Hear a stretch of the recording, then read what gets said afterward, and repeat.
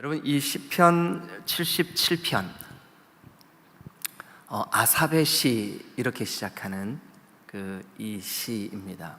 그런데 이 시가 느낌이 어떠냐 하면 좀 이렇게 무겁습니다. 또 어려움이 있습니다. 그래서 우리가 이 시편 77편을 읽을 때는 좀 안타까운 마음이 생기는 그런 장면이라고 할 수가 있습니다. 여러분, 저는 이 시편 77편을 여러분들에게 이렇게 같이 말씀을 나누려고 묵상하다가 하나님 참 놀라우시다. 우리가 함께 한번 말씀을 나눠보면 여러분들이 왜 제가 이 말씀을 드리는지 금방 이해가 되실 겁니다. 여러분, 우리는 오늘부터 이번 토요일까지 다음 세대를 위해, 특별히 우리의 자녀들, 오늘 우리 찬양했던 유아 유치, 그리고 이번 돌아오는 수요일에 우리 대학 청년부가 또 이 앞에 나와서 여러분들에게 기도 부탁을 하며 또 특별 찬양을 할 겁니다.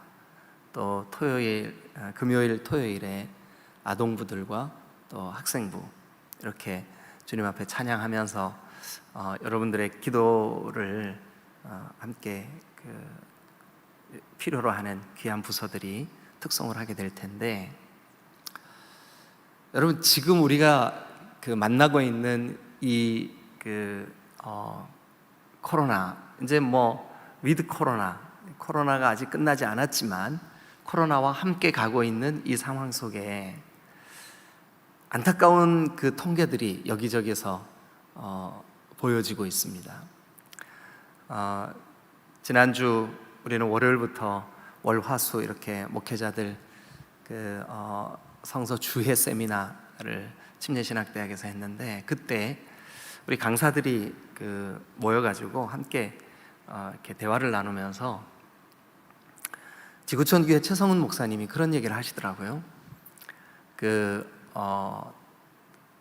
초교파로 한국교회에 이렇게 지도자들의 모이는 자리에 갔더니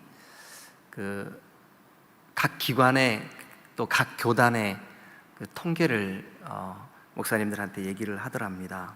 그런데 2020년 2월 코로나 전국이 시작이 되면서 온 나라, 또 우리나라뿐만이 아니라 온 세계가 코로나에 딱 갇히고, 그러면서 전혀 상상하지 못한 세계가 펼쳐졌는데, 그게 뭐냐면 비대면 예배예요. 비대면 예배. 우리가 이거는 상상도 못했을 뿐만 아니라 이런 말도 없었어요. 그런데 이 코로나가 딱 생기면서 비대면 예배. 그러면서 여러분, 거룩하고 존귀하신 하나님 앞에 예배하면서 손톱 깎으면서 예배드려요. 팬티만 입고 예배드려요. 들어 누워서 예배드려요.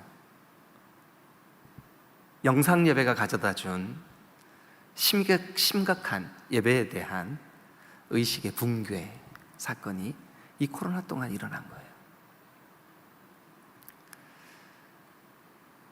교회의 중직들조차도 저 오늘 영상 예배 드립니다 하고는, 영상 예배, 집에서 예배 드린다고 하고 영상을 켜놓고 예배 중에 물 들어 갔다 오고 창문 열고 닫고, 추울 때는 이불 덮고 등받이 갖다 놓고 비스듬히 앉아서 예배를 드립니다.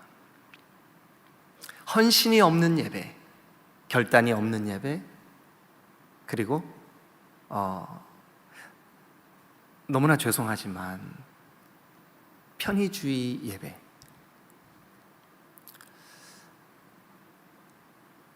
아주 심각하게 지난 2년 동안 한국교회에 이 코로나가 가져다 준 새로운 예배 풍속도 비대면 예배. 목사님들이 이런 상황들이 지금 한국교회의 다음 세대들에게는 어떤 영향을 미쳤을까? 다음 세대들에게 어떤 영향을 미쳤을까? 사실은 이 통계는요, 우리 교회도 똑같이 겪고 있는 상황입니다. 똑같이 겪고 있는 상황입니다.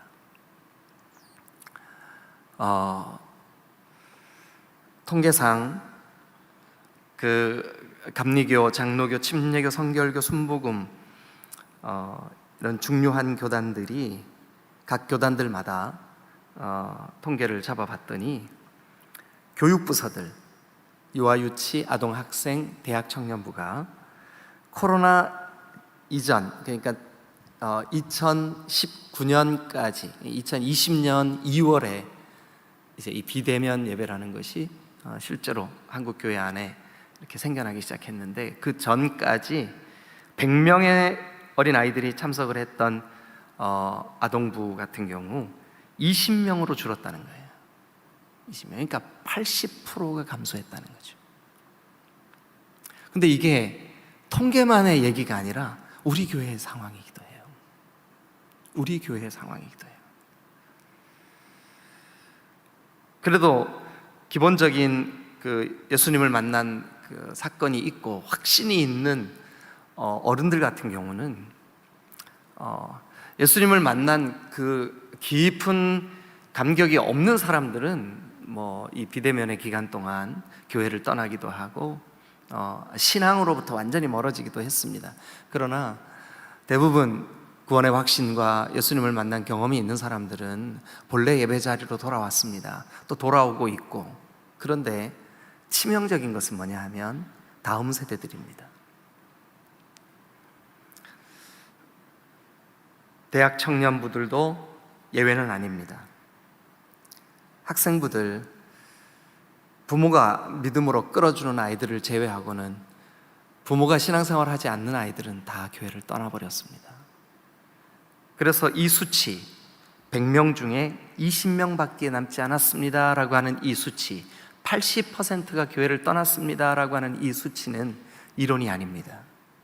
실제입니다. 서울에 2,000명의 성도들이 주일 낮에 모여서 예배하는, 2,000명의 성도들이 주일 낮에 예배하는 교회에 유초등부 아이들, 그러니까 초등학교 1학년부터 6학년까지 아이들이 22명 지난주에 출석했다고 얘기를 합니다. 여러분 어때요? 소름 끼치지 않나요?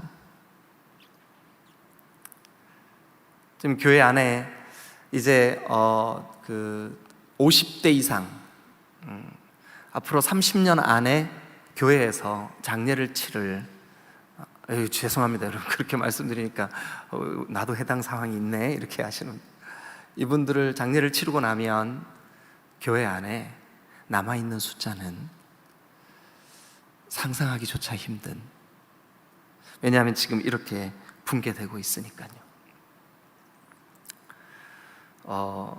한국교회가 열방을 향해서 파송한 선교사의 숫자가 25,000에서 27,000이라고 얘기를 합니다. 코로나 전에는 제가 KWMA 거기에 이제 이사회에 참석을 한 적이 있었는데, 그때는 3,200명 막 이렇게 얘기를 했었어요. 32,000명 이렇게 얘기를 했었어요. 선교사들의 수가. 그런데 지금 25,000명의 선교사님들이 겪고 있는 문제가 뭐냐 하면, 이 코로나 기간 동안 각 교단별로 선교사로 파송된 선교사님들의 수는 거의 제로에 가깝습니다. 왜냐하면 코로나 때문에 입국이 거부되니까. 그런데 심각한 문제가 뭔지 아십니까? 선교사로 나가겠다고 헌신한 사람들도 없다는 거예요. 젊은 선교사들이 없어져 버렸습니다. 자, 그래서 3절 말씀을 우리가 같이 한번 읽겠습니다. 3절. 지금 이 상황이 시편 77편에 그대로 묻어 있습니다. 그래서 제가 이 시편 77편을 우리 이 특별 새벽기도의 첫날 설교를 하려고 이 성경을 열고 읽고 묵상을 하는데 제가 너무 깜짝 놀랐습니다. 3절 한번 읽어보실래요? 자, 시작. 내가 하나님을 기억하고 불안하여 근심하니 내 심령이 상하도다. 셀라. 지금 이게 다음 세대들을 놓고 기도해야 되는 우리에게 닥친 우리의 감정 상태예요. 하나님을 기억하고 불안하여 근심하니 내 심령이 상하도다. 우리 지금 다음 세대를 맡고 계시는 그 교육자들, 우리 목회자들, 딱 이 심정입니다. 내가 하나님을 기억하고 불안하여 근심하니 내 심령이 상하는도다. 왜 불안하고 근심할까요? 그 이유가 7절부터 나옵니다. 7절부터. 그 이유가 7절부터 나옵니다. 자, 7절부터 보면 주께서 우리를 버리신 걸까? 주께서 한국 교회를 버리신 걸까? 주께서 다음 세대들을 버리시는 걸까? 그리고 그 다음 말씀을 보면 다시는 은혜를 베풀지 않으면 어떡하지? 다시는 은혜를 베풀지 않으면 어떡하지? 하나님이 다시는 은혜를 베푸시지 않으실까? 급격히 다음 세대가 무너지는 모습을 보면서 불안한 마음, 낙심하는 마음으로 우리가 고백하는 우리의 고백, 주께서 우리나라를, 다음 세대를 열방에 그리스도의 복음이 전해지는 것을 그만하시려고 하시는 걸까? 그래서 7절을 계속 보면 주께서 영원히 버리실까? 다시는 은혜를 베풀지 아니하실까? 8절도 보십시오. 그의 인자하심은 영원히 끝났는가? 그의 인자하심은 영원히 끝났는가? 그의 약속하심도 내가 너와 너의 자녀들에게 복을 주리라 약속하셨던 그 약속도 끝났는가? 영구히 그 약속이 폐하여졌는가?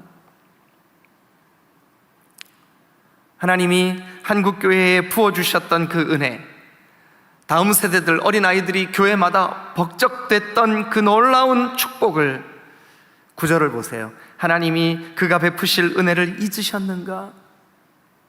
노하심으로 그동안 한국교회가 기복주의 신앙과 물질 만능주의로 심각하게 근본적인 복음으로부터 떠나 있는 교회 성장을 추구했던 한국교회에게 하나님이 노하심으로 베푸실 긍휼을 그치셨는가? 여러분, 너무 제가 이런 표현을 쓰는 게 맞는지 모르겠지만 소름 끼치지 않아요? 아니, 하필 이 다음 세대를 위한 특별 새벽기도의 첫날 하나님이 이 본문을 우리에게 나누게 하시는 게 이게 우연일까요?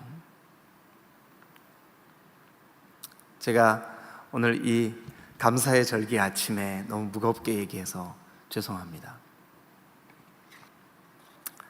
여러분, 이런 상황 속에, 그리고 이런 본문 앞에서 다음 세대를 놓고 우리가 어떻게 해야 할까요? 만약 우리가 지금 이 시편에 함께 나눴던 이 말씀 가운데 7절처럼 주님께서 나를 영원히, 아니 우리를 영원히, 아니 우리의 다음 세대들을 영원히 외면하시는 걸까? 여러분, 이런 질문, 이거 말이 됩니까? 안 됩니까? 말도 안 되는 질문이에요. 말도 안 되는 의문이에요. 말도 안 되는 탄식이에요. 여러분, 한번 생각해 보세요. 밤이 길다고 해서 아침이 안 오면 어떡하지? 이렇게 생각하면 돼요, 안 돼요? 크게 한번 대답해 보세요. 밤이 길다고 해서 아침에 안 오면 어떡하지? 라는 질문이 말이 돼요, 안 돼요? 안 돼요! 안 돼요. 추운 겨울이 길게 느껴진다고 봄이 오지 않으면 어떡하지? 라고 하는 질문은 있을 수 있어요, 없어요? 없어요. 있을 수 없어요. 그러니까 여기 시편 77편에 주께서 영원히 우리를 버리시면 어떡하지? 다시는 은혜를 베풀지 아니하시면 어떡하지? 그의 인자하심이 영원히 끝났으면 어떡하지?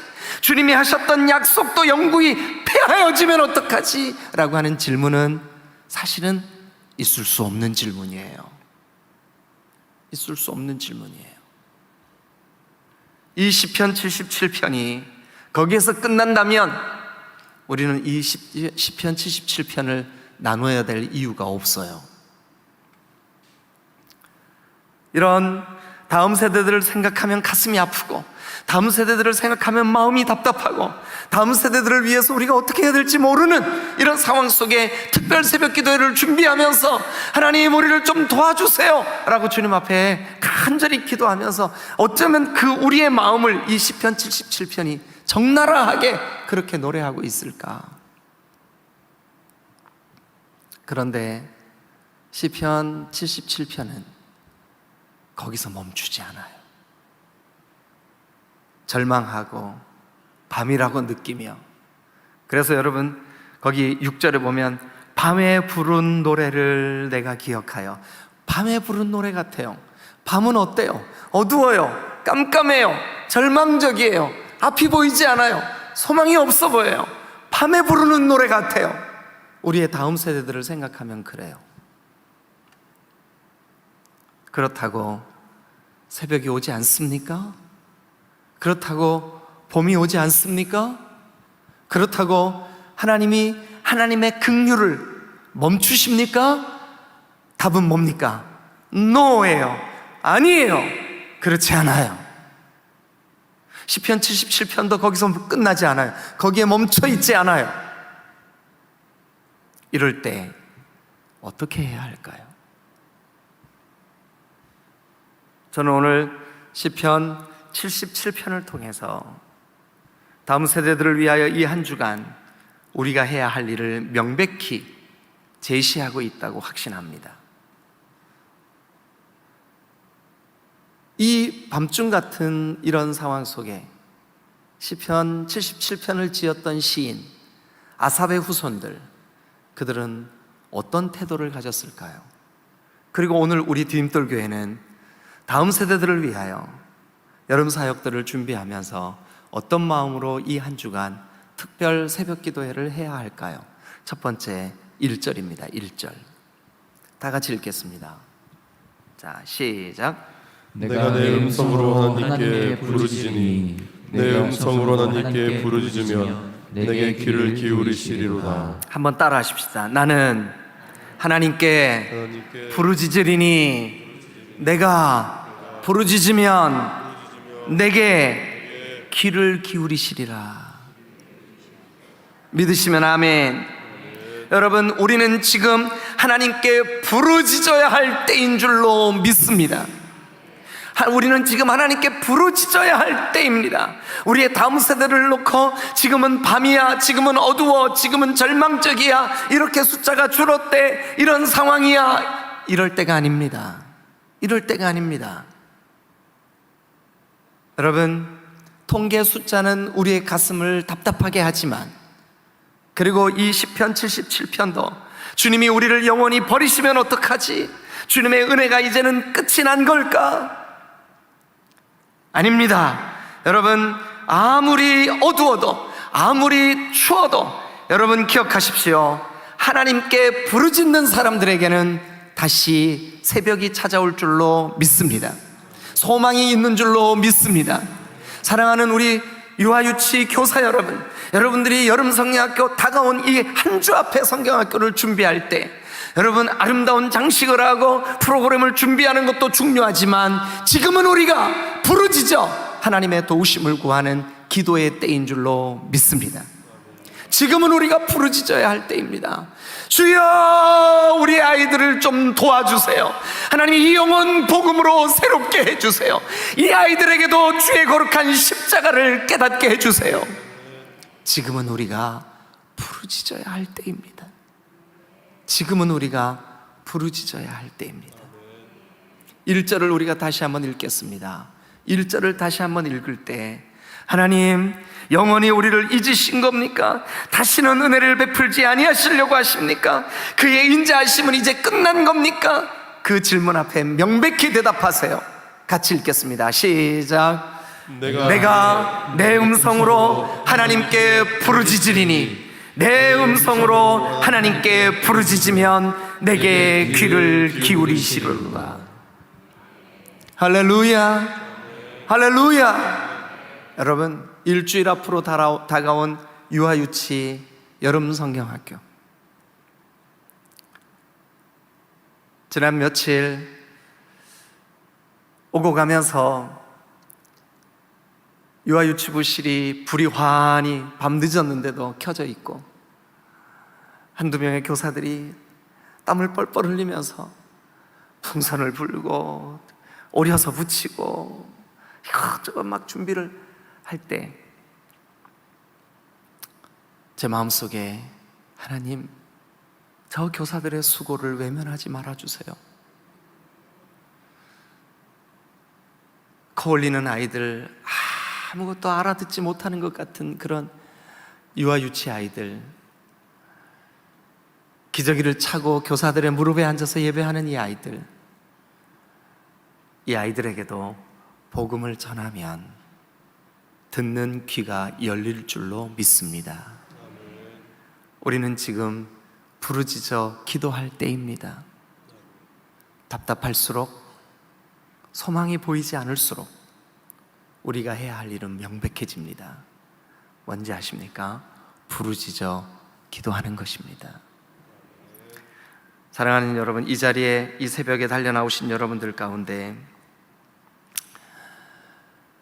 나는 직분이 장로가 되고 권사가 되고, 나는 내 신앙의 연륜이 10년이 지나고 20년이 지나고 있는데, 안타깝게도 자녀들은 예수님을 만난 경험이 느껴지지가 않아요. 여러분, 절망만 하고 낙심만 하고 한숨만 쉬고 있을랍니까? 오늘 시편 77편은 내가 내 음성으로 하나님께 부르짖으리니, 이건 결단이에요. 나는 이제 하나님께 부르짖을 거야. 결단이에요, 결단. 2절 같이 한번 읽겠습니다. 2절. 자, 시작. 나의 환난 날에 내가 주를 찾았으며. 다시 한번요. 시작. 나의 환난 날에 내가 주를 찾았으며. 여러분, 선포합니다. 지금은 우리의 환난의 날입니다. 아니, 지금은 우리가 깨어서 기도할 때입니다. 그리고 여러분, 그 다음을 읽어주세요. 시작. 밤에는 내 손을 들고 거두지 아니하였나니, 밤에는 내 손을 들고 거두지 아니하였나니, 이 손은 기도의 손인 줄로 믿습니다. 이 손은 우리가 간구해야 될 손인 줄로 믿습니다. 여러분, 지금은 우리가 부르짖어 기도해야 될 때인 줄로 믿습니다. 기도해야 될 때입니다. 이번 한 주간의 특별 새벽 기도회, 여러분들이 하실 일이 아무것도 없다고 느껴질 때, 오늘 아침 앞에 나와 특성한 저 교사들을 위해, 저 교사들의 손으로 코를 닦아줄 어린 아이들을 위해, 어린 영혼들을 위해 한마디씩이라도 좋으니 부르짖어 주시기를 주님의 이름으로 부탁을 드립니다. 그러면 소망이 있습니다. 그러면 그 새벽이 속히 우리에게 돌아올 줄로 믿습니다. 하나님의 은혜가 다시 우리의 자녀들에게 임하게 될 줄로 믿으시기를 축원합니다. 할렐루야, 할렐루야. 지금은 우리가 부르짖을 때입니다. 두 번째, 여러분, 아이들을 생각하고 유아유치부, 아동부, 학생부를 생각하면, 대학 청년부를 생각하면, 하나님, 영원히 우리를 버리십니까? 다시는 은혜를 베풀지 아니하실까요? 그러나 그런 질문은 옳지 않습니다. 그런 탄식은 우리에게, 믿음의 사람들에게 하나님이 기대하시는 바가 아닙니다. 그러면 우리는 지금 무엇을 해야 할까요? 11절을 한번 같이 보겠습니다. 11절. 지금 우리가 해야 할 일. 자, 11절 시작. 곧 여호와의 일들을 기억하며 주께서 옛적에 행하신 기이한 일을 기억하리이다. 다시 한번 읽어주세요. 시작. 곧 여호와의 일들을 기억하며 주께서 옛적에 행하신 기이한 일을 기억하리이다. 네, 왜 기억해야 합니까? 왜 지나간 일들, 그 기이한 일들, 하나님이 하신 일들을 기억해야 됩니까? 여러분, 결론 먼저 말씀드리면 지금은 우리에게 주셨던 은혜를 기억해내야 될 때입니다. 왠 줄 아십니까? 그때의 그 은혜를 다시 한번 우리에게 허락해 주세요. 그때의 그 은혜를 다시 한번 우리에게 회복시켜 주세요. 왜냐하면 한국교회가 경험했던 그 은혜가 너무너무 크기 때문에 그래요. 6.25로 모든 땅이 다 부서진 때에 그래도 교회는 이 부서진 잔해 속에서 부흥을 경험했습니다. 여러분, 60년대 출생인 저도 70년대 초반 중반에 저 시골에서 전기도 들어오지 않은 곳에서 자랐음에도 불구하고 1974년 여의도 광장에 전국에 있는 교회들이 몰려들어 그 전기도 들어오지 않는 시골에 있는 사람들조차도 서울로 100만이 넘는 수많은 그리스도인들이 광장에 앉아서 눈물로 2박 3일 3박 4일을 하나님 앞에 부르짖어 기도하던 엑스폴로 74, 한국교회에 엄청난 성령의 역사들이, 여러분, 골마다 골짜기마다 무당들이 있고 귀신을 섬기고 심지어는 이사 날짜조차도 벌벌 떨면서 자기 마음대로 정하지 못하던 이 민족이 교회가 없는 곳이 없어졌어요. 마을마다 골짜기마다 교회 없는 곳이 없어요. 하나님은 우리 민족에게 특별한 은혜를 베푸셨어요. 아까도 잠시 말씀드렸지만 이 작은 나라, 여러분, 이 손바닥만한 나라에서 전 세계에 단일 민족으로는 가장 많은 선교사를 파송한 그런 나라가 되었어요. 하나님의 축복이 아닐 수가 없어요. 하나님의 축복이 아닐 수가 없어요. 그렇게 하나님께서 성령을 부어주시고 은혜를 부어주시고 교회를 일으켜주셨던 그 하나님의 역사를 왜 기억해야 합니까? 하나님, 다시 한번 회복의 은혜를 주세요. 다시 한번 회복의 은혜를 주세요. 지금은 우리가 회복을 기대해야 될 때인 줄로 믿습니다. 지금은 우리가 회복을 기대해야 될 때인 줄로 믿으시기를 축원합니다. 여러분, 11절에 지금은 우리가 과거를 기억하며 하나님이 주셨던 은혜를 기억해내야 된다고 말씀하신 것처럼 오늘 우리는 지금은 회복을 기대해야 될 때인 줄로 믿으시기를 축원합니다. 아멘. 지금은 우리가 회복을 기대해야 될 때. 아이들이 너무 많아서 아동부 같은 경우 교사 한 사람이 10을 감당하고 20을 감당하고 30을 감당해야 했던 그 한국교회의 엄청난 놀라운 역사들을 지금 회상해내며 하나님 그때의 회복을 다시 한번 허락해 주세요. 시편 77편이 그렇게 노래하고 있어요. 시간이 많이 가서 세 번째 주제를 말씀드리고 오늘 말씀을 마무리하도록 하겠습니다. 세 번째 주제, 지금은 우리가 부르짖어야 할 때입니다. 지금은 우리가 회복을 기대해야 될 때입니다. 세 번째, 여러분, 지금은 우리가 부르짖고 지금 우리가 회복을 기대한다면 세 번째, 마지막 절 20절 한번 보겠습니다. 20절 다 같이 읽겠습니다. 시작. 주의 백성을 양떼같이 모세와 아론의 손으로 인도하셨나이다. 예.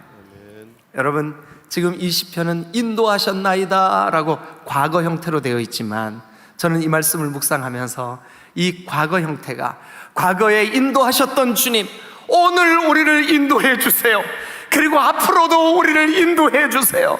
이렇게 기도로 바꿔야 될 그런 메시지인 줄로 믿습니다.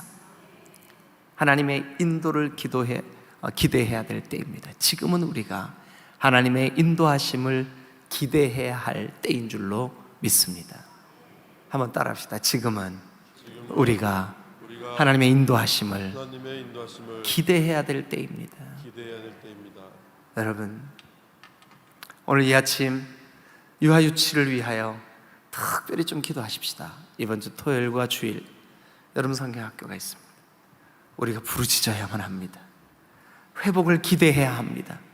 하나님이 인도해 주실 것을 기대해야 합니다. 그리고 우리가 기도하면 하나님 반드시 도와주실 줄로 믿습니다. 여러분, 놀랍지 않습니까? 이 특별 새벽 기도의 첫날 77편의 말씀을 주신 것도 너무 신기하고, 그리고 또 우리로 하여금 그렇게 기도할 마음 주신 것도 너무 신기하지 않습니까? 저는 하나님이 우리 디딤돌교회와 함께 하신다는 분명한 확신을 가지고 있습니다.